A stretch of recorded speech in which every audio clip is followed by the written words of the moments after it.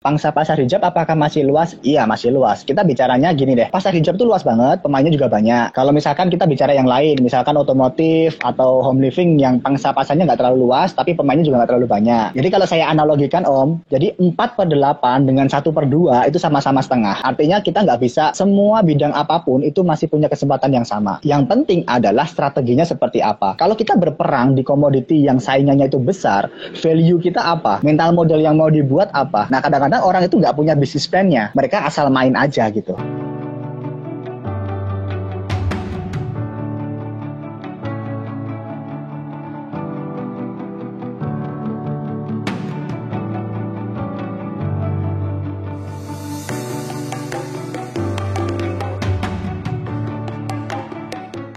Halo, sorry.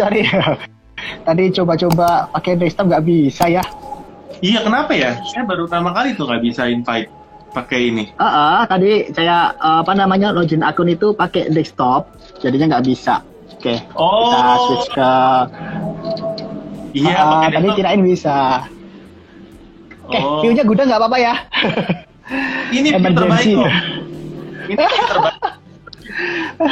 Ini udah carikan tempat paling rapi ya. Kalau bisa kita mau lihat paketnya langsung nih. Nggak muat bayar HP.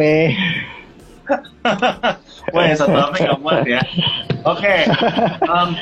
Sekali lagi selamat datang buat Hackers. Malam ini kita kedatangan tamu kita yang keren banget. Yang pastinya paketnya banyak. Kenapa? Keranjangnya banyak, warna-warni di belakangnya, dilabelin satu-satu. Itu udah pasti menandakan ya online shop yang rapi ya.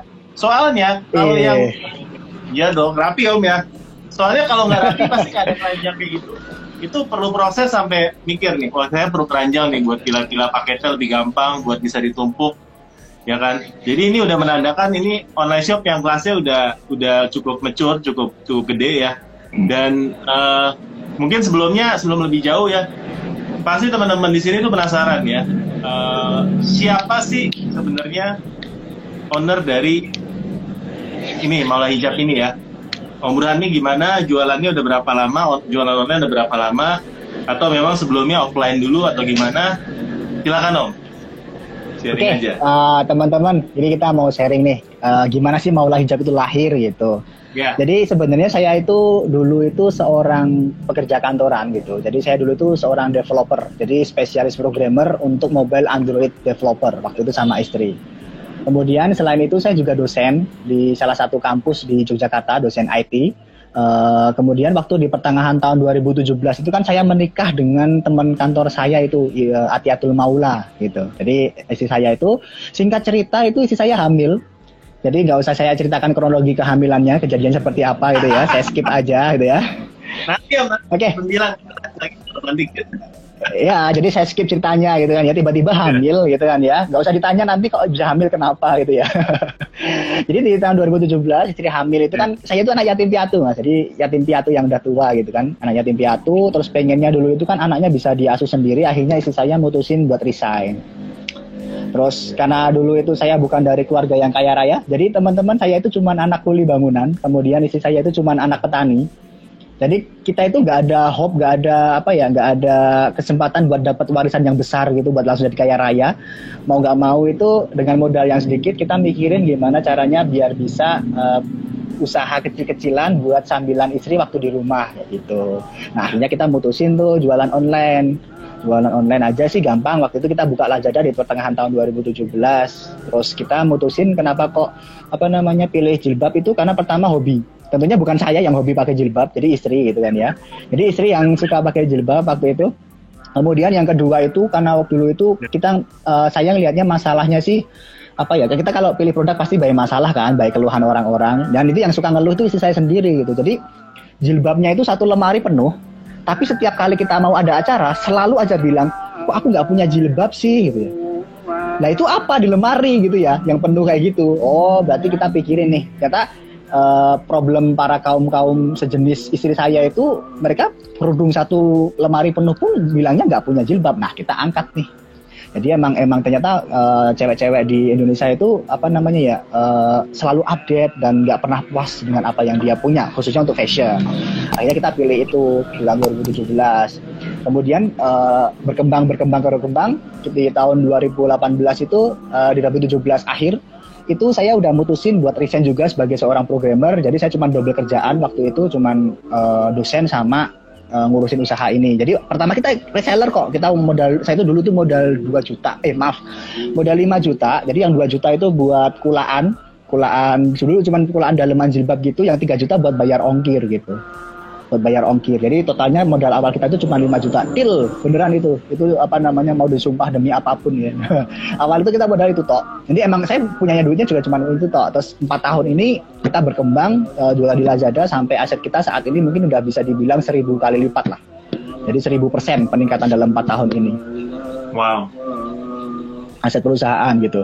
Dan apa namanya, tentunya itu ya cerita singkatnya seperti itu. Tapi kita ya bangkrut ya pernah, ketipu ya pernah, terus dan lain sebagainya ya pernah. Tapi yang pasti sih tahun 2018 awal itu kita udah mutusin untuk buat brand sendiri. Jadi untuk bikin merek Maula ini, kemudian kita udah mulai produksi sedikit demi sedikit. Waktu itu cuma beli meteran, ya kan, beli meteran aja. Sekarang kalau beli kain udah kita di kontaineran, udah di pabrik gitu.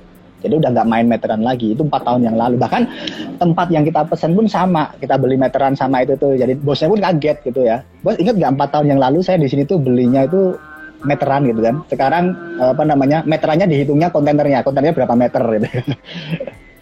Dulu yang dimeteri kain ya, sekarang yang dimeteri kontainernya gitu. Kontainernya berapa feet, yang 20 feet atau 40 feet kayak gitu. Jadi itulah sejarahnya Maula sampai sekarang gitu ya. Jadi itu apa namanya, kisah saya dengan istri sih sebenarnya, kisah saya dengan istri. Tapi yang pasti namanya saya ambil dari nama istri kan, istri saya kan Atiatul Maula, makanya namanya Maula Hijab. Karena dulu sempat berdebat, saya pengennya Burhan Hijab gitu ya, tapi nggak menjual banget gitu ya.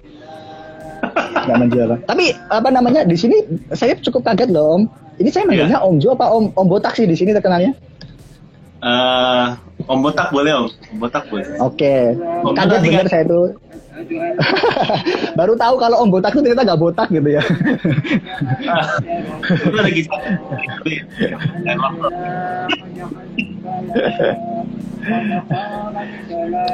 Oke, gitu sih Om cerita kita awal mulai dulu. Kalau sekarang sih udah banyak nih di lantai 2. Jadi ini cuman stok gudang apa namanya yang overload. Kalau rak yang rapi sih di bawah sih, yang rak barang gitu di lantai 1-nya. Ini cuman overloadan dari lantai 1 aja. Jadi naik ke lantai 2 nah banyak kain dan lain sebagainya sih.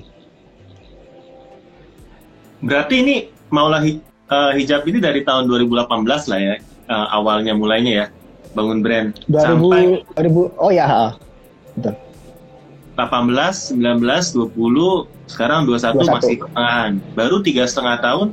Ini berarti dari produksi sampai jual retail sendiri Om, berarti? Iya, betul. Jadi emang apa namanya, segmentasi pasar yang kita buat dulu pas awal kita itu, kita mau B2B apa B2C gitu. Jadi kita mau jadi supplier untuk para reseller atau kita mau jual ke end customer, atau kita putusin kita mau B2C. Kita mau B2C, bener-bener kita jual retail ke customer, tapi terserah dia mau jual lagi dan sebagainya, itu terserah. Terus apa namanya, kalau untuk proses produksi sendiri sih kita waktu itu kita ngangkat konsep sociopreneurship sih pastinya Om. Jadi kita apa namanya, rangkul warga sekitar di sini itu untuk ibu-ibu yang punya skill menjahit, karena kita di sini banyak garmen di sekitar sini. Kemudian kita bisa hire mereka untuk, ayo Bu, daripada kamu apa namanya di rumah nganggur, kamu kan lulusan garmen, punya skill jahit yang bagus banget, yuk kita join ke kita. Jadi satu. Nah sekarang kita punya lebih dari 100 karyawan. Wow. Itu baru yang istilahnya rekanan jahit 100 itu. Oh, udah total sih. Udah total. Jadi kalau untuk yang produksi jahit itu sekitar 70-an orang penjahit yang statusnya penjahit. Sisanya itu yang 30 lebih itu lebih ke packing, admin, sama lain-lain sih, helper dan sebagainya. Oh, keren. Nah, kenapa tadi kan udah dijelaskan ya, kenapa hijab ya? Karena memang lihat lagi kebutuhan, banyak yang merasa ini fashion, banyak yang mau beli lagi walaupun udah punya 1 lemari, ya kan? Iya. Di lain pihak, sebenarnya kompetisi di hijab ini kan sebenarnya sangat tough ya. Oke, sorry saya kok putus-putus ya suaranya. Bentar. Saya ulangin ya. Udah jelas ya Om ya. Nah, kenapa pilih hijab kan tadi sudah dijelaskan ya. Nah, tapi sebenarnya apakah Om mau merekomendasikan untuk teman-teman yang belum pernah berjualan atau baru mau jualan untuk berjualan hijab? Karena kompetisinya, terus harganya murah sekali banding-bandingan. Kalau Om kan dari istilahnya brand owner, dari beli kainnya sendiri, penjahitnya sendiri, langsung jual. Nah, kalau teman-teman gimana ya? Jadi gini, saya berani bilang sih kalau pangsa pasar hijab apakah masih luas? Iya, masih luas. Kita bicaranya gini deh. Pasar hijab itu luas banget, pemainnya juga banyak. Kalau misalkan kita bicara yang lain, misalkan otomotif atau home living yang pangsa pasarnya nggak terlalu luas, tapi pemainnya juga nggak terlalu banyak. Jadi kalau saya analogikan Om, jadi 4/8 dengan 1/2 itu sama-sama setengah. Artinya kita nggak bisa, semua bidang apapun itu masih punya kesempatan yang sama. Yang penting adalah strateginya seperti apa. Kalau kita berperang di komoditi yang saingannya itu besar, value kita apa? Gitu. Mental model yang mau dibuat apa? Nah, kadang-kadang orang itu nggak punya bisnis plan-nya. Mereka asal main aja gitu. Nah, kalau teman-teman pengen main hijab, oke lah, kita terjun ke zona merah kan pastinya. Pasarnya gede, saingannya gede, sikut-sikutannya gede, teman-teman pasti takut dengan perang harga. Siapa sih yang mau perang harga gitu ya? Ngapain gitu kan ya? Ngapain gitu. Kadang-kadang orang-orang juga nilai maulah hijab itu jatuh-jatuhin harga. Siapa yang jatuhin harga gitu ya. Jadi kita itu punya price list kita sendiri, punya perhitungan kita sendiri dari HPP produksi, dari pajak, marketplace fee, semuanya kita hitung. Benar-benar semuanya kita hitung detail, rinci. Kemudian kita udah punya nih pricing kita sendiri. Nah di situ kita itu punya strategi sendiri. Saya berani bilang maulah hijab itu bukan yang termurah kok, masih banyak yang lebih murah. Tetapi kita sekarang itu biasanya saya 20%, 30% dari rata-rata harga pasar saat ini. Kenapa?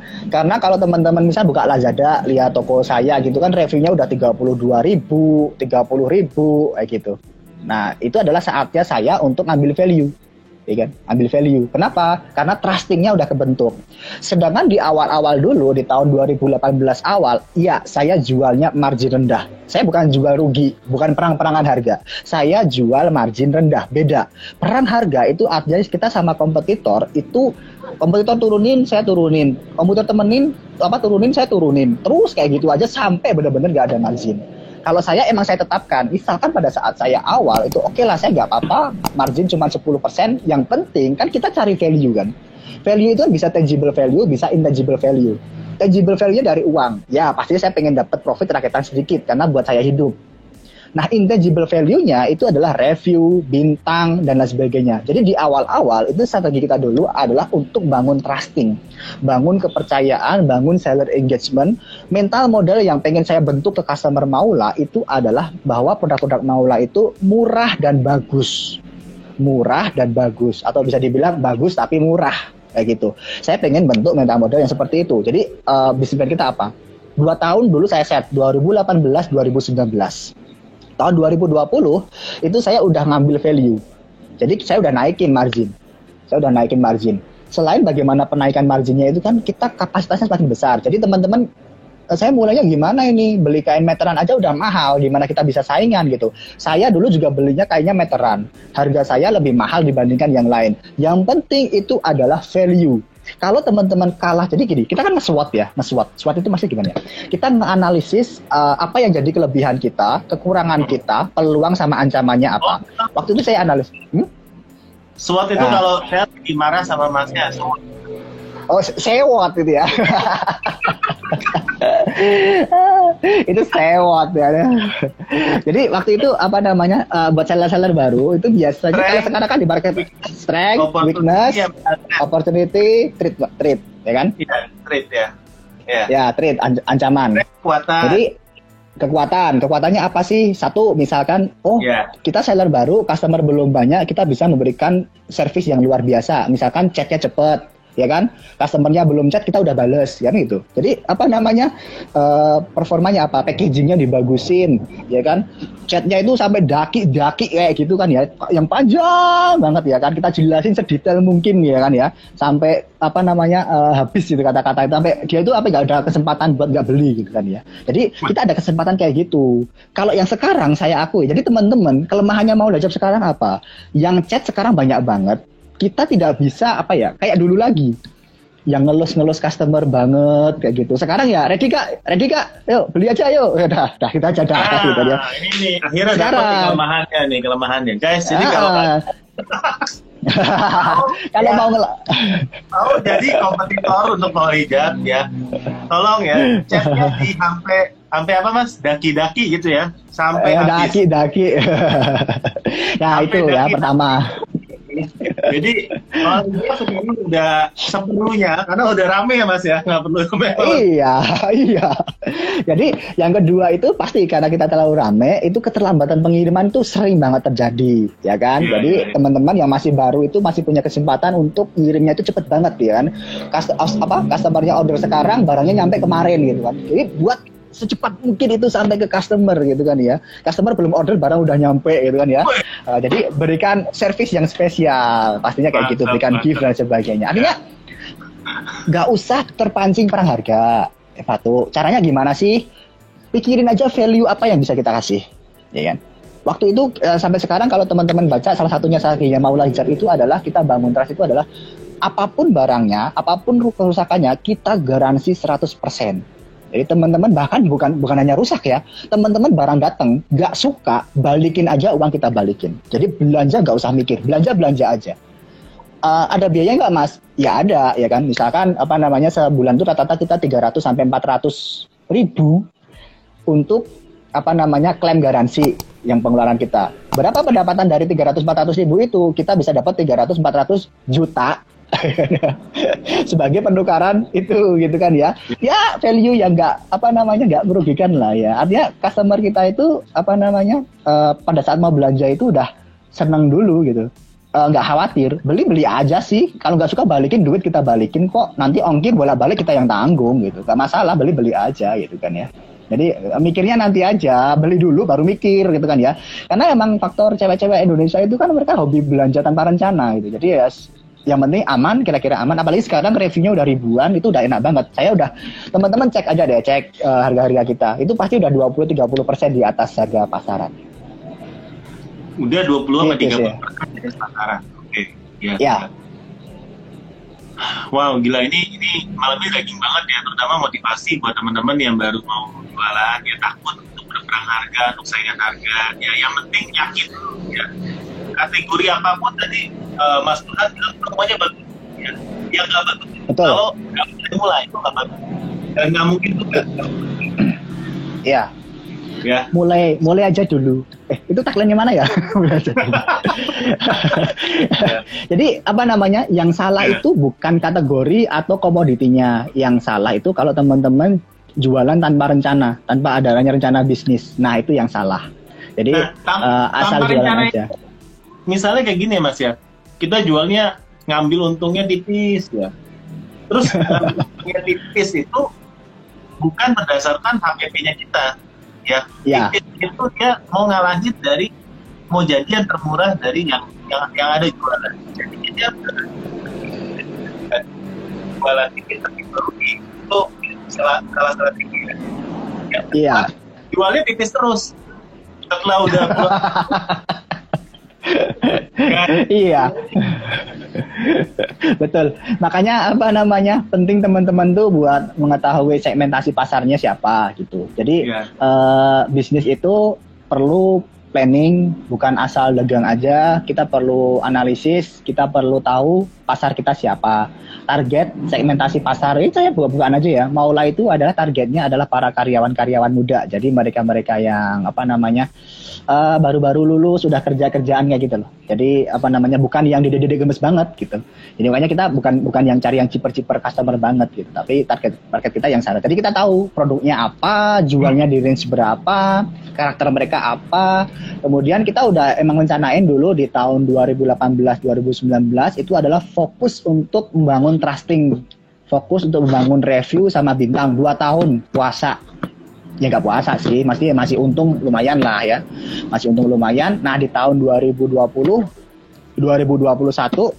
itu kita mulai ngambil profit yang agak lumayan, sehingga saya berani bilang aset perusahaan kita dari awal dulu sampai sekarang itu kenaikannya adalah 1000%. Itu habis itu buku puasa kemarin, jadi kita ketahuan 1000%.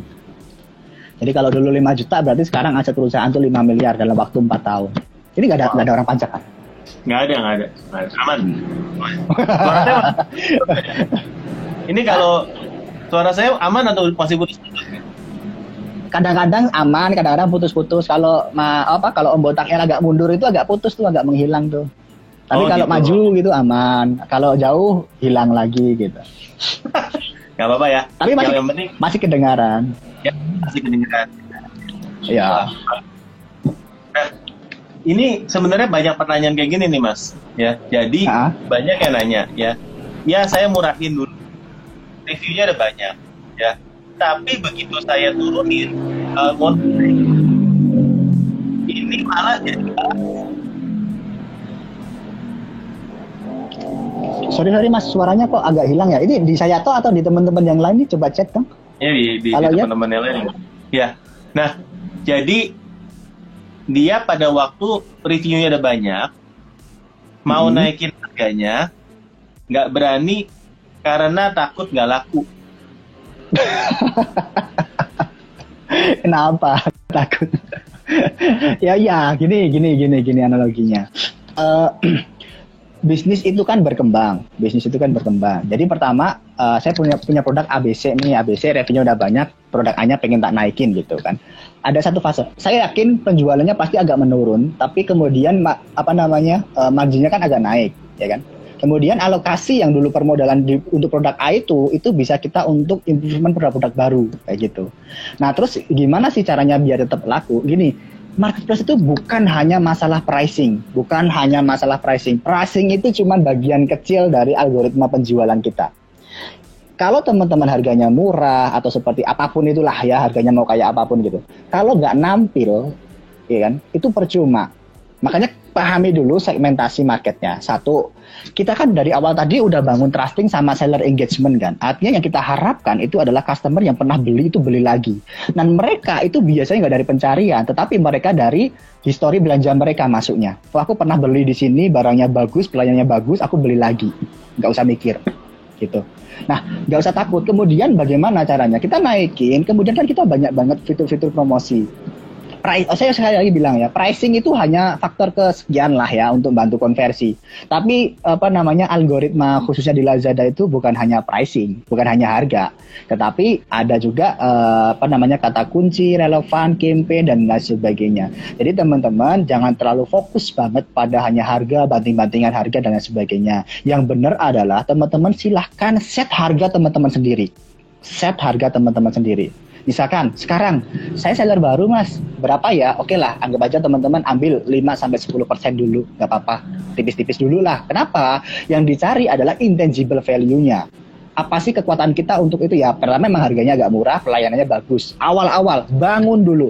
Kemudian saya intermediate level seller udah mulai naikin, ya kan? Nanti kalau revenue udah banyak, pelanggannya teman-teman udah banyak, mulai agak naikin. Karena jujur ya, sebagai customer, teman-teman juga sebagai customer kan, pastinya bingung nih kalau searching suatu produk itu kok tokonya sekarang yang muncul banyak banget. Ini mana yang benar-benar, mana yang tipu-tipu dan lain sebagainya. Nah, akan lebih aman mereka itu akan belanja dari histori mereka sendiri sih, gitu. Kalau begitu iklan itu penting Mas di Lazada? Banget. Banget.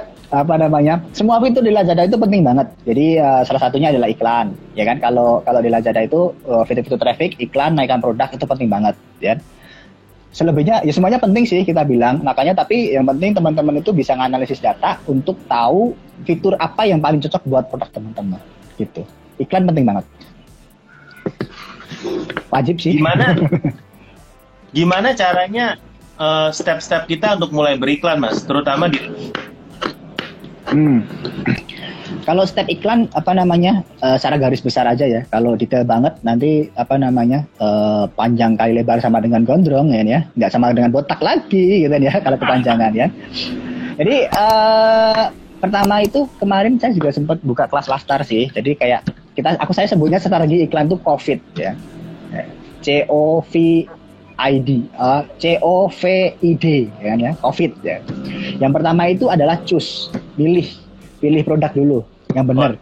Jadi teman-teman itu nanti pilih produk di bisnis analis teman-teman, dibaca bisnis analisnya, mana yang produk itu cocok untuk diiklankan. Produk seperti apa sih?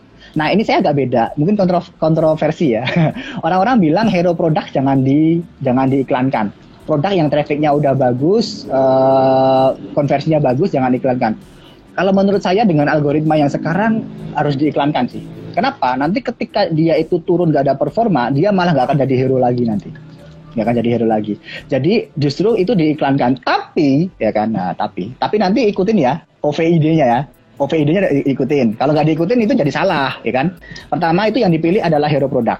Ya kan? Kenapa? Tujuannya adalah nanti untuk cross-selling produk-produk yang lain. Hero produk adalah penolong untuk produk-produk yang jelek, yang konversinya rendah sama trafficnya rendah.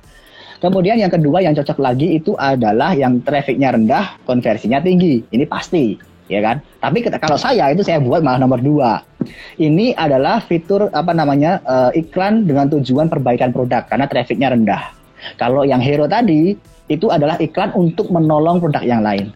Nah gitu. Yang kita harapkan adalah cross selling, ya sama cuannya juga sih dari sana. Semakin bagus trafficnya semakin bagus kok.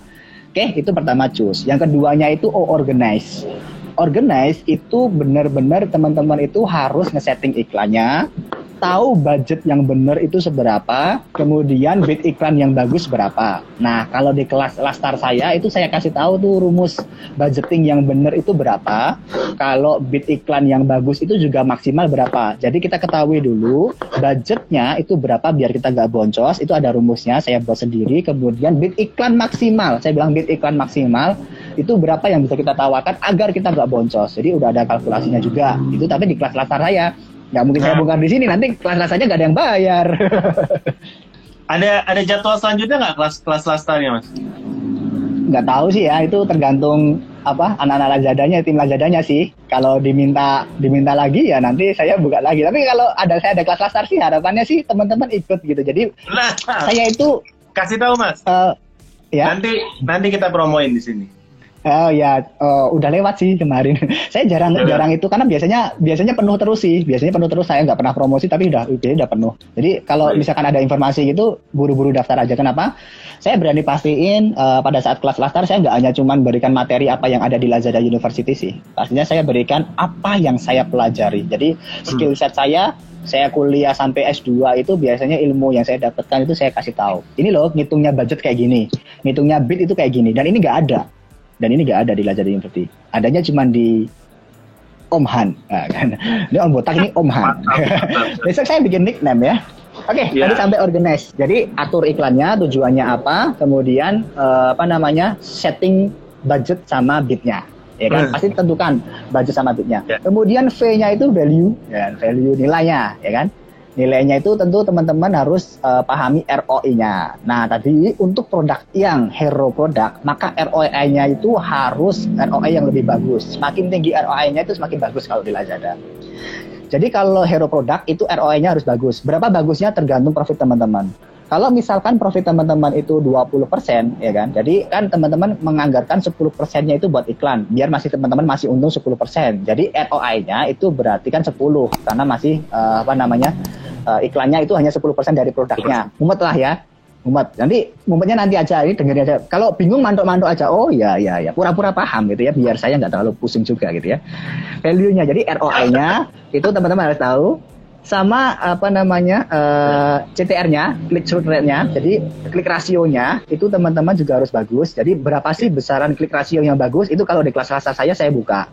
Kalau di sini enggak, yang penting harus bagus ya kan? Itu kata-kata relatif ya. Jadi klik rasionya harus bagus. Kemudian impression-nya juga harus bagus. Berapa sih angka impression? Harus bagus ya kan? Ada beberapa yang kita nggak bisa sampaikan ya. Sorry ya Om ya, nggak apa-apa ya.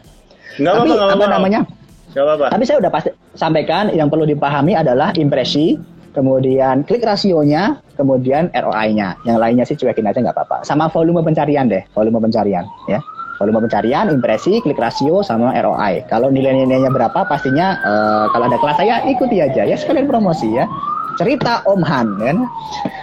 Oke, berikutnya habis ya. Mau nanya nih, kalau misalnya Om ada kelas lagi nanti cara cari tahunya gimana? Teman-teman follow ke Instagram sini kan nggak kan? Berarti harus iya ya. Instagram ini dong. Iya, soalnya kadang-kadang saya kalau mau share, itu kadang-kadang saya kan tanya dulu sama tim Lazada, Mbak, kelas saya masih berapa slot? Habis Mas gitu. Gimana saya mau nge-share coba? Jadi sebelum saya nge-share itu biasanya kelasnya udah habis dulu. Jadi biasanya ada di link di link talk sih biasanya dibagiin sama kelas Lastar.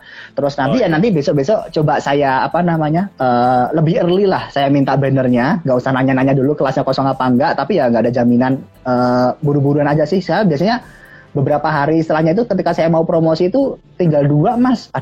Tinggal 2 saya mau ngepromosiin malah nanti ngecewain orang. Udahlah, biarin mbaknya aja gitu kan ya. Ya. Gitu. Jadi kita saya nanti booking satu. Coba. Saya booking satu.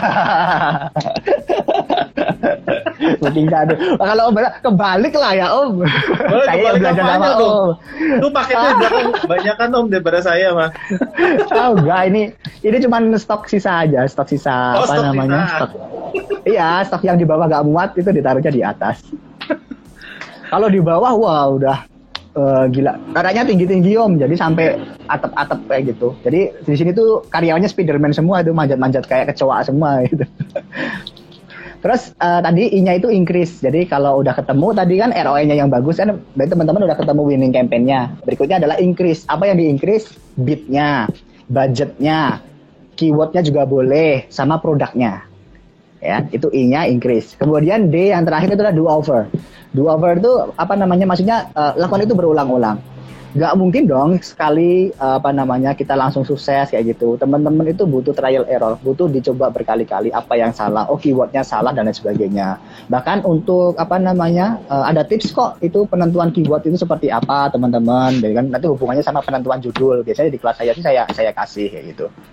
Tapi so far harusnya sih aman-aman aja sih untuk keyword. Teman-teman juga pasti udah tahu kan untuk keywordnya teman-teman. Lakukan ulang-ulang. Keyword Lazada ini kan agak nyebelin ya Om ya, terutama yang manual. Itu kayaknya ngabisin waktunya banyak banget buat nyari keywordnya tuh, loading lama terus ya. Nah. Jadi pakai manual atau otomatis? Lebih suka pakai manual sih. Tapi otomatis juga bagus kok Lazada. Otomatisnya Lazada itu juga bagus. Tapi saya lebih suka manual. Yang manual itu kalau nyari tuh agak lama Om loadingnya. Betul. Ya kan, makanya apalagi buatnya satu grup satu kan? Enggak sih, ada yang 2 juga sih. Ada satu campaign grup itu bisa 2. Enggak lama ya Om ya cari keywordnya di Lazada itu. Saya sering muter-muter terus error gitu. Itu kan ngeselin ya. Iya. Kadang-kadang kita pengen cari yang missing liriknya kan ya. missing keywordnya lah. Jadi kayak kerudung, hijab, jilbab kayak gitu. Kita kadang-kadang suka pengen kayak gorden, gordin gitu kan. Kita pengen cari-cari kata-kata miss-nya itu kan, biar kita melipir dari persikutan kan. Emang ngeselin itu. Itu emang masih dalam tahap pembenahan. Makanya gini. Jadi kalau di Lazada itu beda sama yang di Tokopedia. Kita masih bisa merubah judul. Jadi ketika kita mau nembak keyword itu, masukkan ke judul. Jadi yang dirubah adalah judulnya. Jadi judulnya itu samakan persis dengan keywordnya. Kemudian nanti sugestinya itu biasanya nanti akan sesuai. Kayak gitu sih. Tapi so far so good kan? Karena bidnya murah banget. Gitu. Bitnya masih bisa 150 ya kalau di Lazada ya? Murah. Orang 200 juga view-nya banget. 150 efektif kan Mas? Biasanya 150 sekarang udah jarang kemakan dibandingin harus lebih lah 200 kalau mau. Nah, kalau di Lazada itu algoritmanya bagus. Algoritmanya Lazada itu bagus banget. Bagaimana dia memberikan value. Ikutilah apa yang dia minta, asalkan itu masih di bawah max bid kita yang tadi dihitung. Iya. Yeah. Kita lihat itu menekan max bid, kemudian ikutin aja ikutin aja dia, tapi jangan terlalu sering melakukan perubahan. Bisa seminggu sekali aja ikutin apa yang dia minta. Udah gitu aja. Syukur-syukur kalau mau nambahin dikit-dikit juga boleh. Tapi nggak usah sih, ikutin aja sih. Nanti dia akan otomatis ketika itu rata-rata dari bit yang beredar kan ya. Rata-rata dari bit yang beredar. Itu ikutin. Jadi jangan ambil 150. Ya, ikuti permintaannya si Lazada. Kemudian nanti kalau misalkan dia udah di maksimal bid kita, berarti maksimal bid kita itulah yang kita set. Artinya misalkan maksimal bid kita 350, Lazadanya minta 400, ya udah 350 aja, nggak usah dipaksain. Jadi, saya ada 2 pertanyaan kalau kayak gitu. Pertama, kalau ada barang yang konversinya rendah, ya, yang menyebabkan 150 aja, itu diklarin. Ada barang yang konversinya rendah. Ya. Sehingga kalau barang konversi 150 bitnya aja kemahalan. Ya. Jadi teman-teman tadi balik lagi tadi kan, yang jangan lupa sama C-nya ya, choose-nya kan ya. Jadi kita pilih produknya itu cuman yang hero product sama yang opportunity product. Artinya yang traffic bagus, konversi bagus, sama traffic rendah, konversi bagus. Jadi konversi rendah nggak boleh diiklankan sama sekali di Lazada. Percaya saya. Kenapa? Algoritmanya Lazada itu mereka itu kuat banget di bagian traffic sama konversi. Kita nggak boleh. Bahkan teman-teman kalau konversinya udah rendah, jangan daftarin flash sale. Jangan. Yang didaftarin flash sale, yang diikutkan iklan itu hanya yang konversinya bagus. Konversi rendah nggak boleh ikut. Nah, konversi bagus itu adalah konversi, bener ya? Gimana? Konversi bagus itu di atas rata-rata toko atau ada standarnya masing-masing? Oke, ada 2, kan? If else ya, kita programmer tuh if else ya kan? If jika programmer, programmer.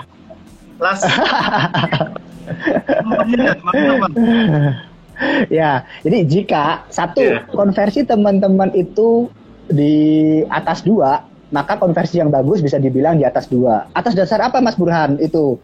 Atas dasar syarat mengikuti flash sale adalah produk itu konversi harus di atas 2. Oke, nah itu tips juga loh.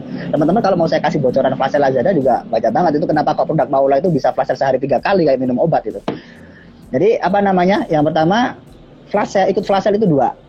Mas, kalau misalkan rata-rata tempat saya itu konversinya di bawah 2 semua. Oke, kalau teman-teman itu konversinya di bawah 2 semua, maka nilai konversi yang bagus itu adalah yang di atas median, bukan rata-rata. Beda. Median sama average itu beda. Median dari konversi semua produk teman-teman. Karena kalau rata-rata itu nanti ada yang namanya error. Saya S2-nya bagian data analis ya. Kita bilangnya itu ada yang namanya data terdistribusi normal. Konversi itu adalah data yang tidak terdistribusi normal. Maksudnya apa? Produk A dengan produk B itu tidak ada hubungannya. Tidak saling mempengaruhi. Produk A misal konversinya 4, tapi tiba-tiba produk B konversinya 0. Kalau teman-teman ambil rata-rata, itu error. Errornya kenapa? Ada produk yang menyimpang. Menyimpang bahasa gampangnya. Menyimpang. Jadi jangan diambil rata-rata. Tapi ambillah median. Median adalah datanya itu diurutkan, terus ambil nilai tengahnya. Itu adalah median. Yang di atas itulah yang konversinya bagus. Gitu. Kalau yang dikasih Shopee itu median atau rata-rata? Indikasi apa? Yang dikasih Lazada itu yang di data bisnis itu median atau rata-rata?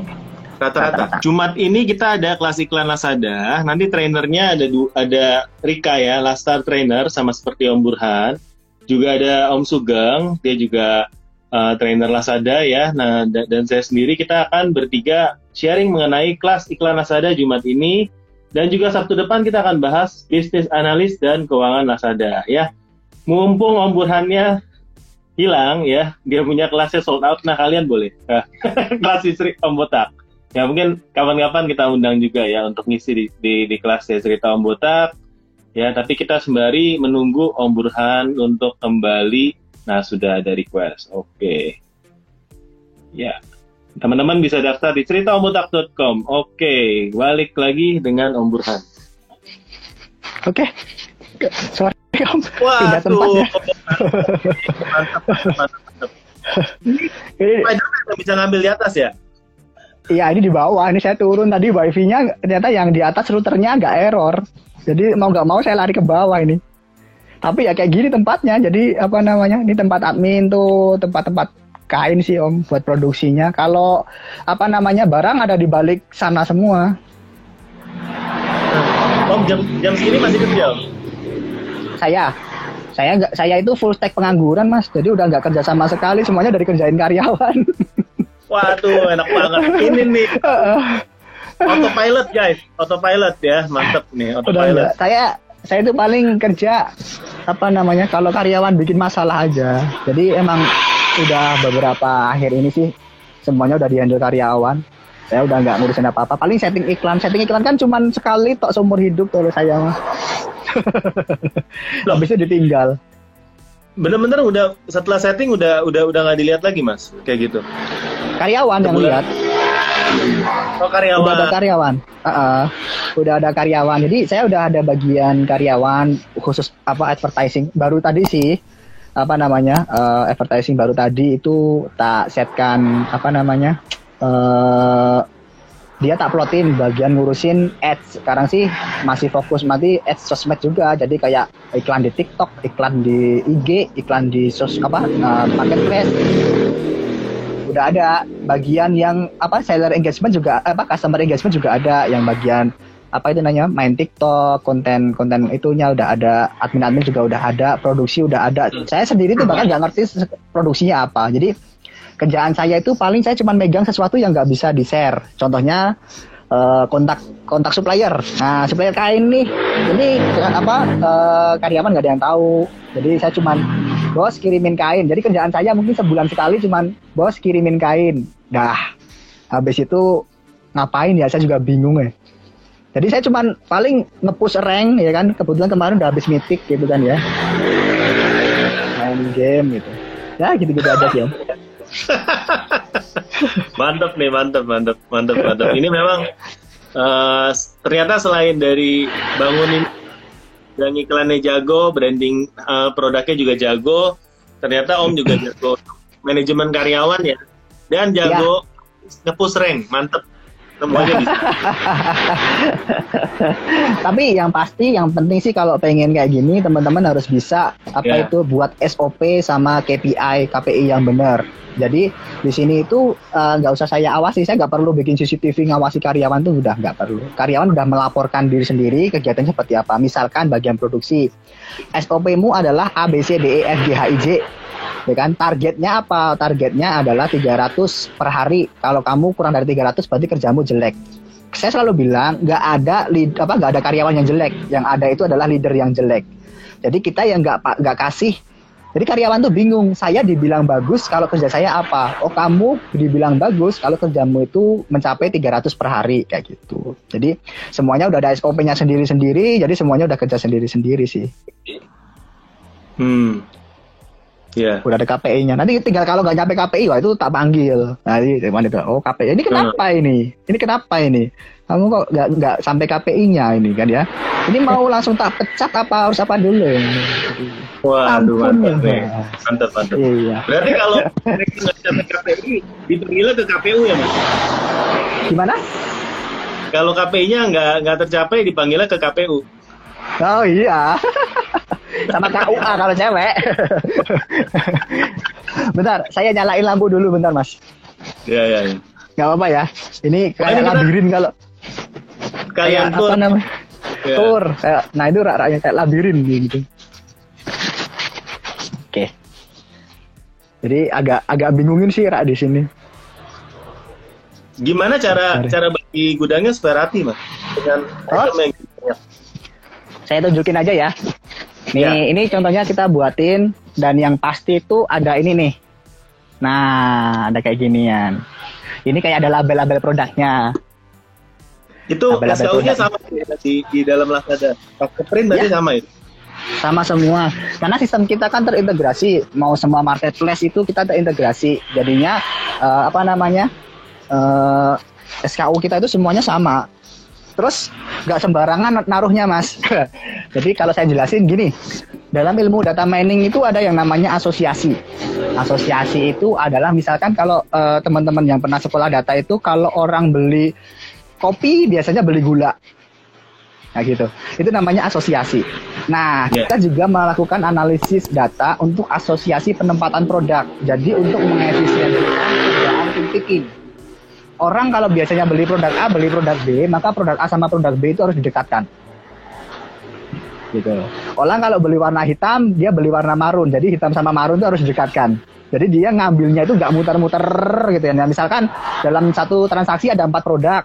Yang satu ujung sana, yang satu ujung sini, yang satu ujung sana, yang satu ujung sini. Itu waktunya habis buat ngambilin doang itu karyawan. Gitu. Iya. Dan percaya nggak Om, kita paket kan ribuan misalkan. Yang packing itu cuma 2 orang. Serius? Satu orang itu KPI-nya itu 500. Satu orang itu KPI-nya 500. Jadi di tempat saya itu, jadi kalau misalkan paketnya 1000 itu ya packing cuma 2 orang.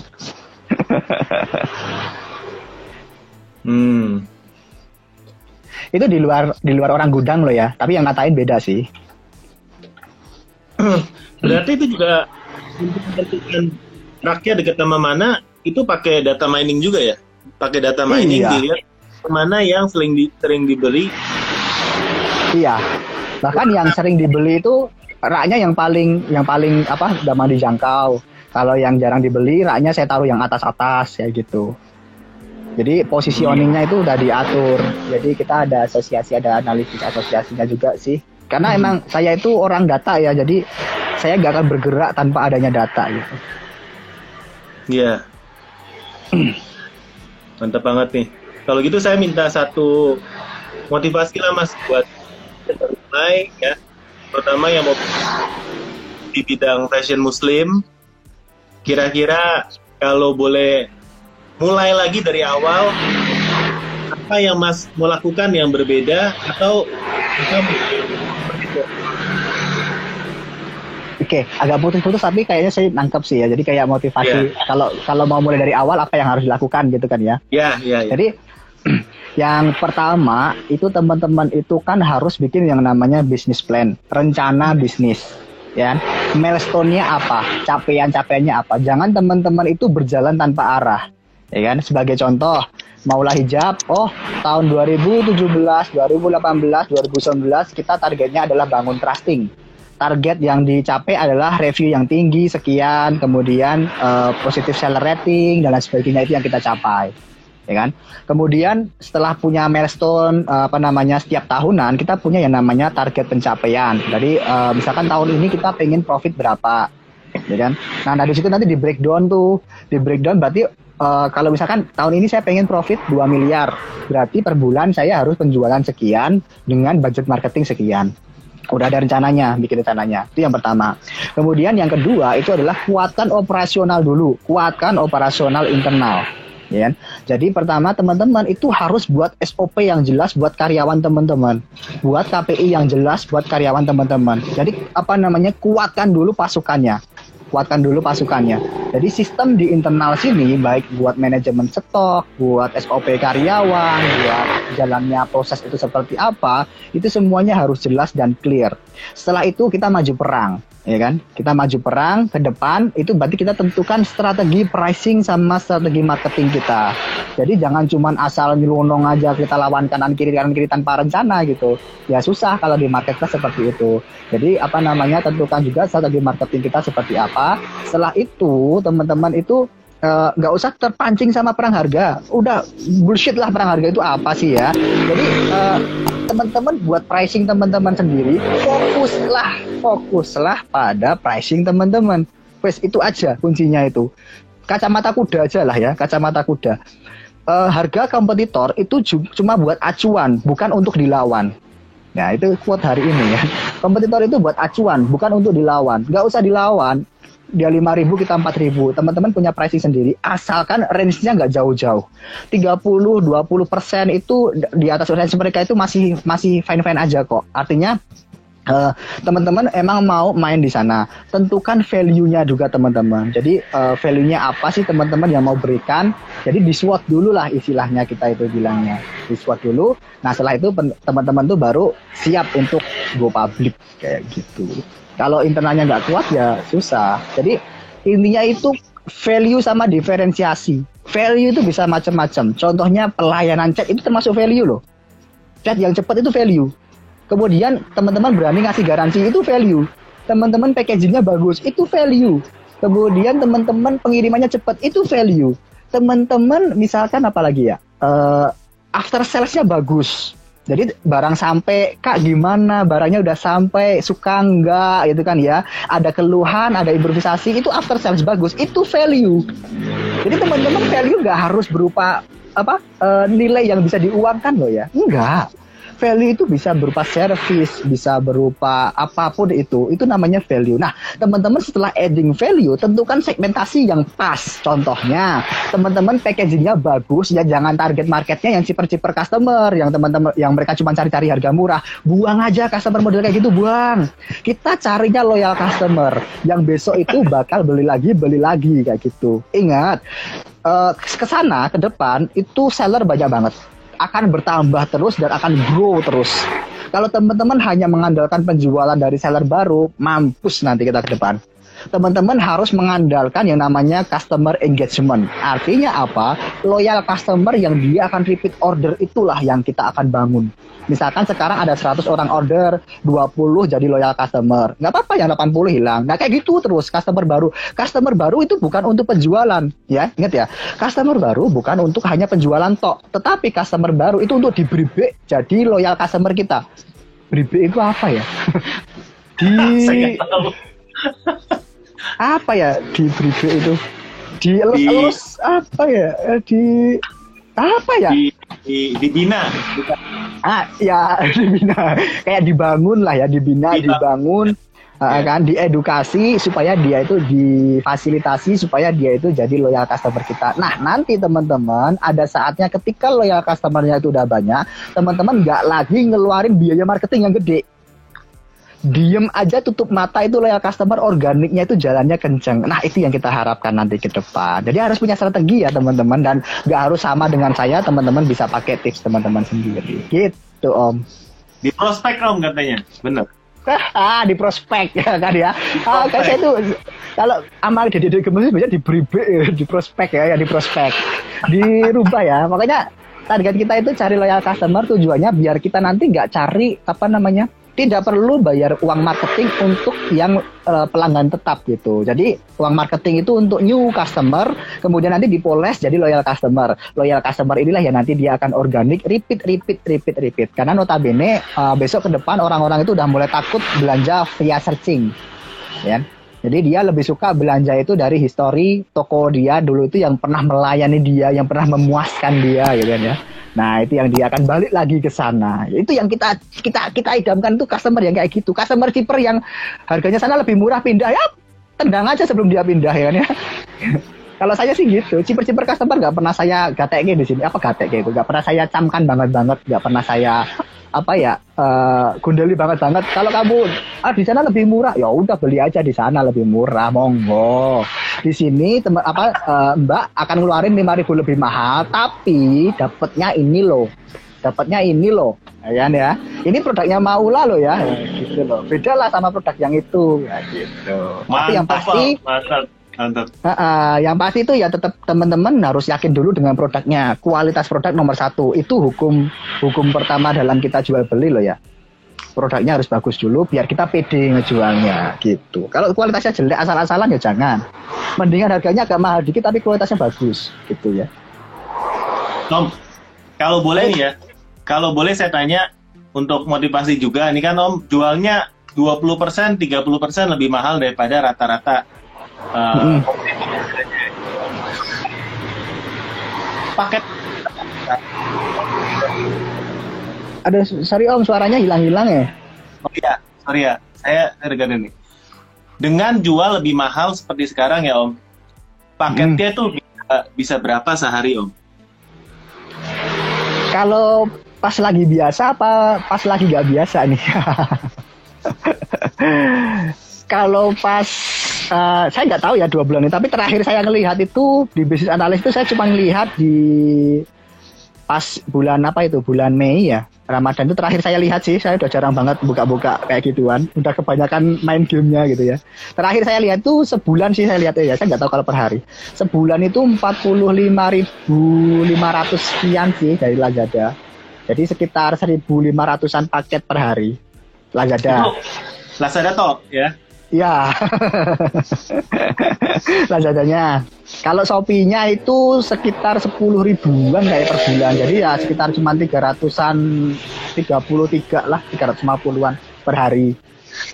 Kalau pas apa namanya, biasanya itu kalau pas lagi bagus loh ya. Ini kan lagi bulan jelek nih. Kalau bulan bagus itu ya di 1.000 sampai 2.000 sih Om. Kalau lagi bulan jelek kayak gini ya paling 500 sampai 1.000-an per hari. Tapi ya, tapi ya masih oke kok dengan profit yang kayak gitu. Kalau saya mau nge-push jadi ribuan juga bisa-bisa aja. Jadi emang saya mau istirahat dulu. Mau push rank ya Om ya? Enggak sih, lagi apa namanya? Lagi pengen apa ya? Pengen jual santai dulu Om. Sama ya karena fokusnya beda sih di tahun ini, nggak kayak dulu. Tahun ini fokusnya beda. Jadi ya 1.000, 2.000 sehari cukup lah. Oh ya, semoga nanti untuk kelahirannya prosesnya ini lancar-lancar aja ya. Oh ya, amin Om. Sehat, ya, sehat. ini kebetulan. Ya, amin.